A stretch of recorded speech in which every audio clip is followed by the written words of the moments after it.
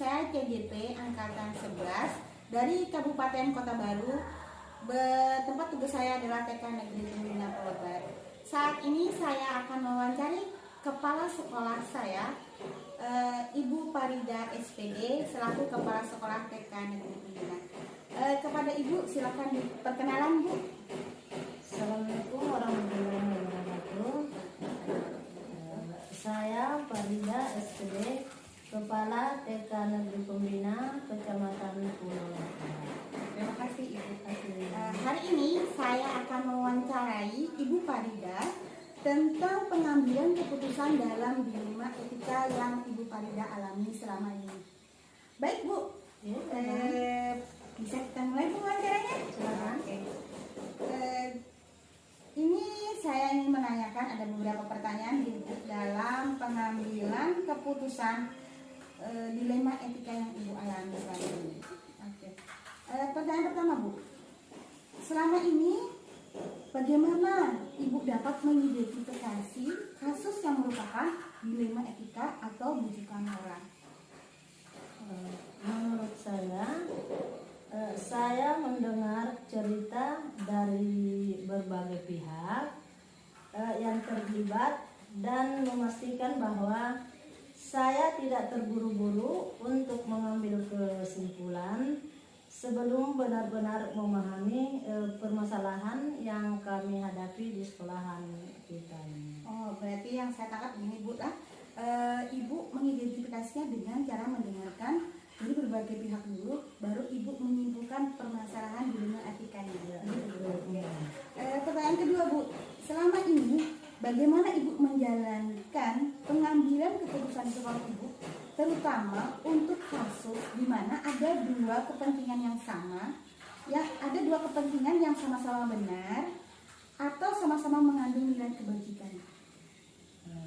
Yang baik, Bu Nopia, yang pertanyaannya kedua, bahwa saya akan mengadakan rapat tim untuk mendiskusikan setiap pilihan dan dampaknya dari semua pihak yang terlibat, dalam artian guru-guru yang ada di sekolah ini.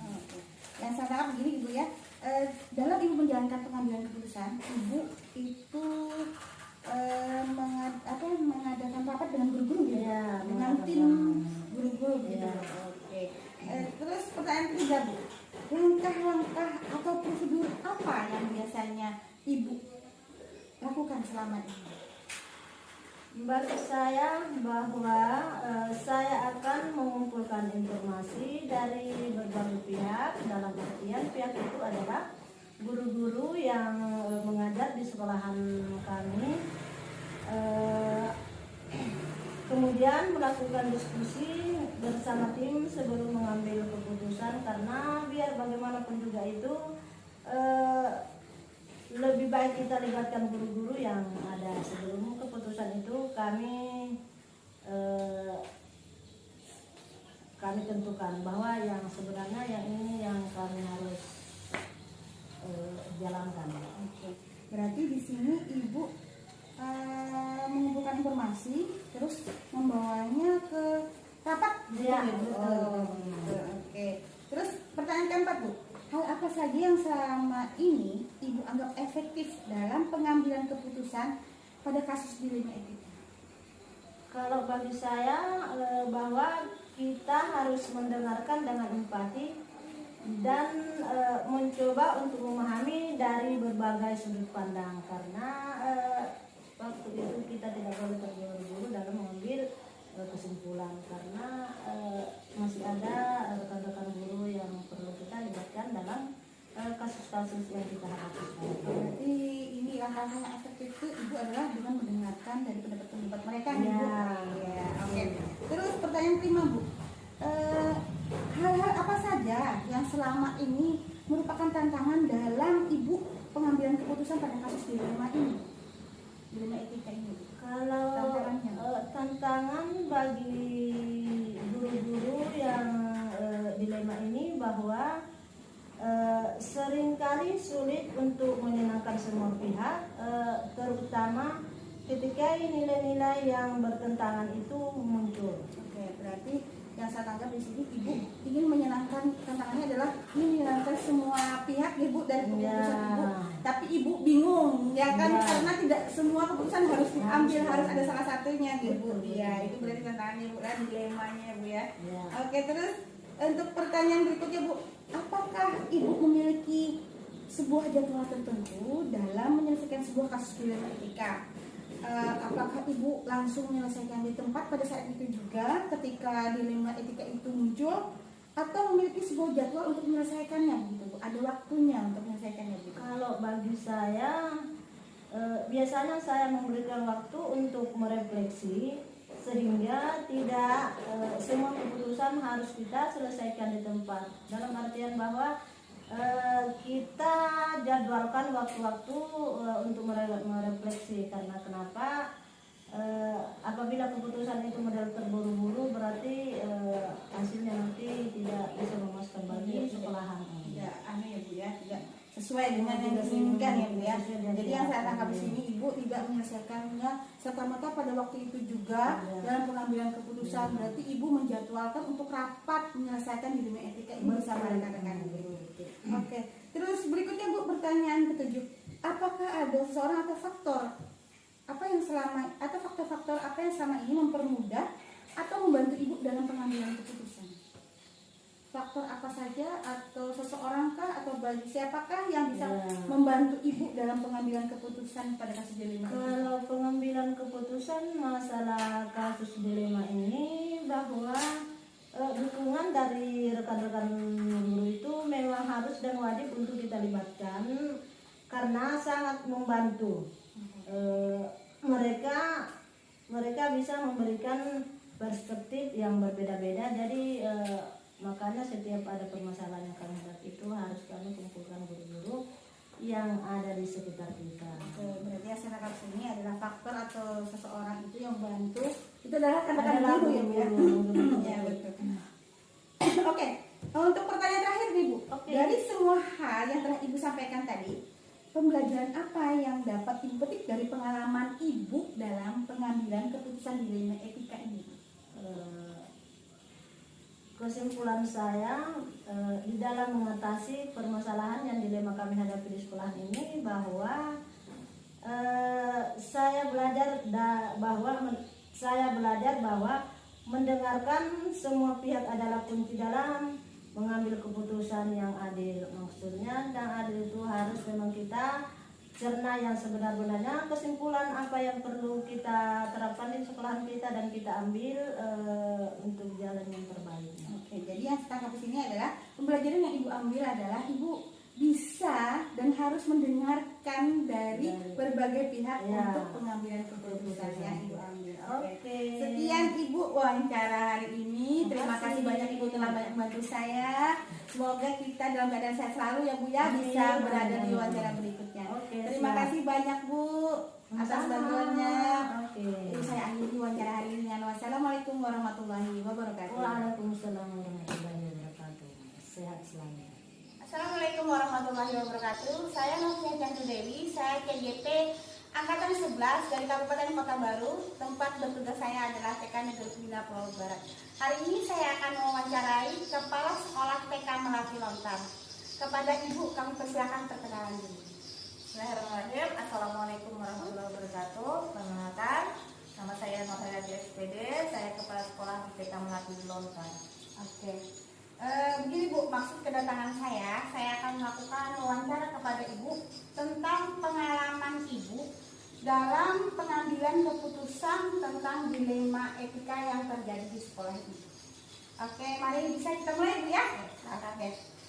Di sini ada beberapa pertanyaan Bu untuk Ibu jawab. Jadi pertanyaan pertama Bu, selama ini bagaimana Ibu dapat mengidentifikasi kasus yang merupakan dilema etika atau rujukan moral? Biasanya kami mengidentifikasi dilema etika melalui diskusi tim dan refleksi. Jika ada dua nilai atau kepentingan yang bertentangan, biasanya itu tanda awal adanya dilema. Oh, berarti ibu mengidentifikasinya dengan mengadakan diskusi tim ya Bu ya. Oke. Untuk pertanyaan berikutnya Bu, selama ini bagaimana ibu menjalankan pengambilan keputusan di sekolah ibu, terutama untuk kasus di mana ada dua kepentingan yang sama-sama benar atau sama-sama mengandung nilai kebaikan? Biasanya saya mempertimbangkan nilai kebajikan yang lebih besar, yaitu apa yang paling baik untuk perkembangan anak. Oh, berarti yang saya katakan di sini ibu memilah mengambil menjalankan pengambilan keputusan ini dari kasus yang ada, yaitu memilah kasusnya yang lebih penting untuk peserta didik ibu ya.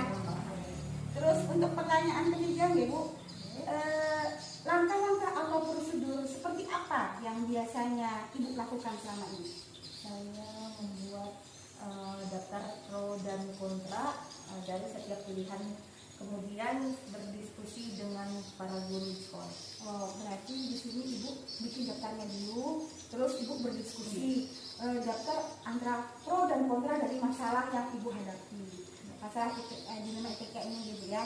Oke, untuk pertanyaan keempat Bu, hal-hal apa yang selama ini ibu anggap efektif dalam pengambilan keputusan pada kasus dilema etika yang ibu alami?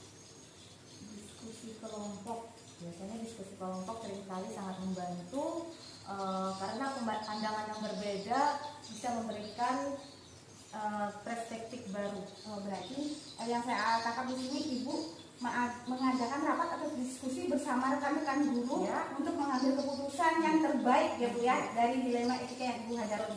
Oke. Terus pertanyaan kelima, hal apa saja yang selama ini merupakan tantangan dalam pengambilan keputusan pada kasus dilema etika yang ibu alami?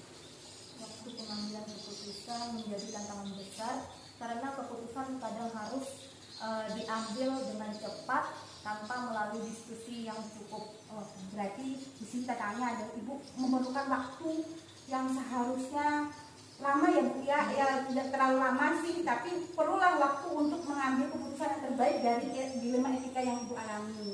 Oke, berarti tantangannya adalah waktu ya Bu ya. Terus pertanyaan berikutnya Bu, apakah ibu memiliki sebuah jadwal tertentu dalam menyelesaikan kasus dilema etika ini, atau ibu menyelesaikannya langsung serta-merta begitu saja setelah mendapat kasus dilema etika ini? Jika memungkinkan, saya suka menyelesaikan di tempat. Namun jika masalahnya kompleks, rumit, saya akan mengadakan rapat khusus. Oh, berarti ada dua alternatif ya Bu ya. Kalau masalah itu tidak kompleks, ibu berusaha untuk menyelesaikannya pada saat itu juga dilema etika yang ibu alami. Dan kalau permasalahan dilema etika ini kompleks, ibu akan mengadakan diskusi bersama rekan-rekan. Oke.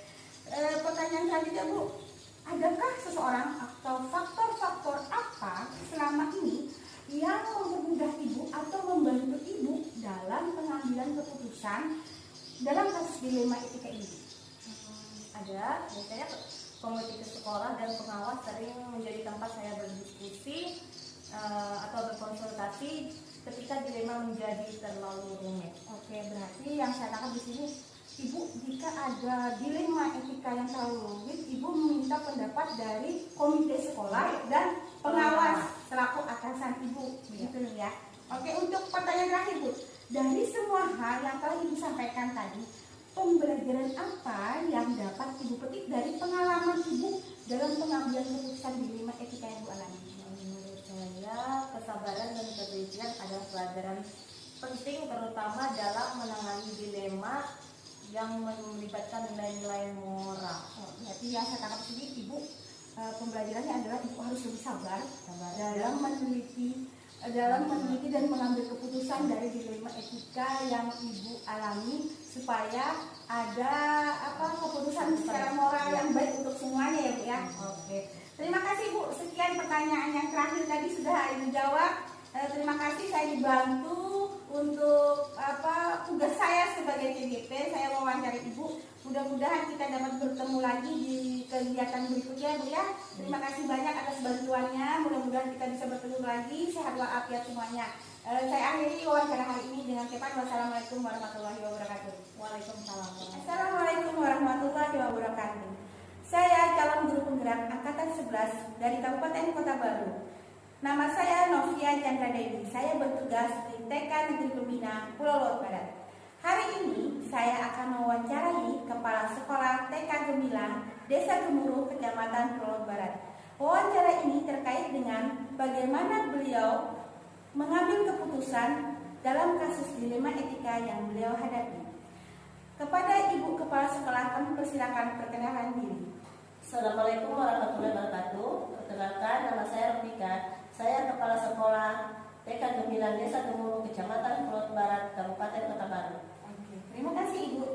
Bisa kita mulai wawancaranya Bu? Bisa. Oke, untuk wawancara ini saya ingin mengetahui bagaimana Ibu pengambilan keputusan dalam dilema etika yang telah Ibu alami selama ini. Ada beberapa pertanyaan yang akan Ibu jawab terkait dengan pengambilan keputusan ini ya Bu ya. Oke.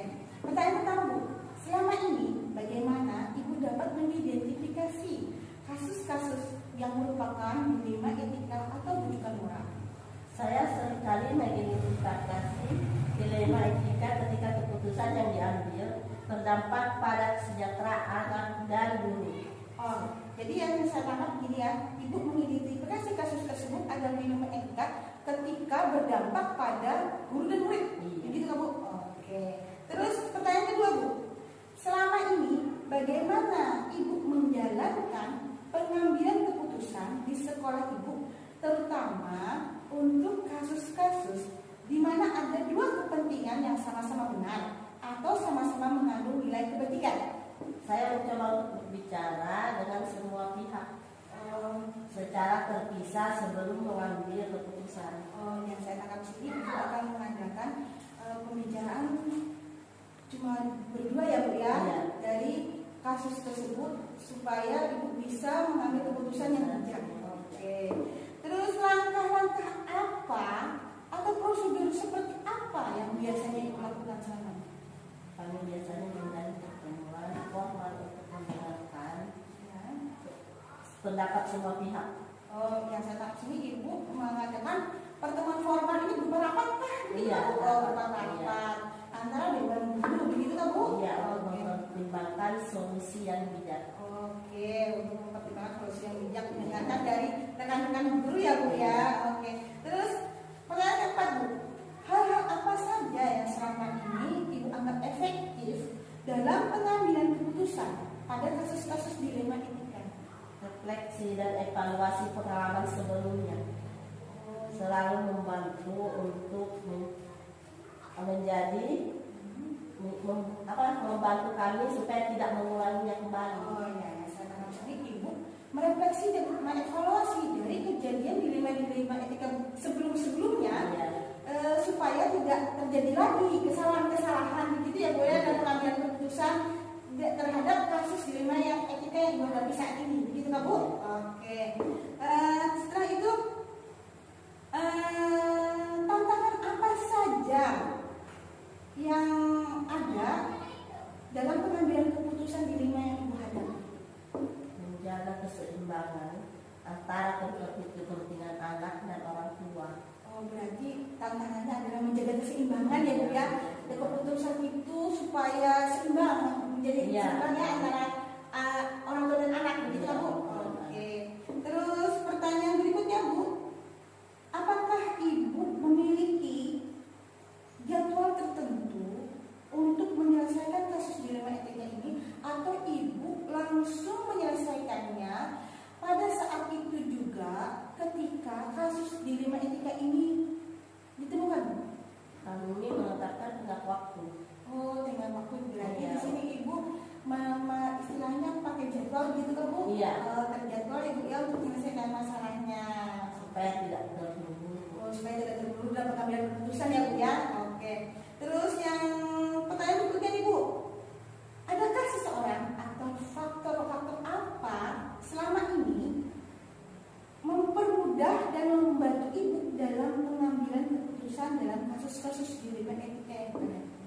refleksi pribadi, Refleksi bagi ibu diri sendiri dan diskusi sama keluarga. Oh, jadi faktornya itu salah satunya adalah keluarga ya Bu ya. Keluarga sebagai pendukung dari ibu dalam pengambilan keputusan dan ibu merefleksi diri ibu sendiri. Oke. Terus pertanyaan terakhir nih Bu. Dari semua hal yang telah disampaikan, pembelajaran apa yang ibu dapat petik dari pengalaman ibu dalam mengambil keputusan dilema etika? Saya selesai menyadari bahwa keputusan itu tidak ada yang sempurna, Ya. tapi kita selalu mengambil keputusan yang bijaksana. Oh ya, jadi ibu di sini berusaha bagaimana caranya supaya pengambilan keputusan dilema etika ini menjadi bijaksana untuk semuanya ya Bu. Iya. Karena tidak ada semuanya pengambilan keputusan itu sempurna ya Bu ya. Jadi tapi ibu berusaha supaya keputusan ini menjadi bijaksana untuk semuanya. Oke. Itu tadi pertanyaan terakhir Bu. Terima kasih banyak atas wawancaranya. Terima kasih saya sudah dibantu Bu. Mudah-mudahan kita bisa ketemu lagi di kegiatan lainnya Bu ya. Saya akhiri wawancara hari ini dengan ucapan wassalamualaikum warahmatullahi wabarakatuh. Waalaikumsalam warahmatullahi wabarakatuh.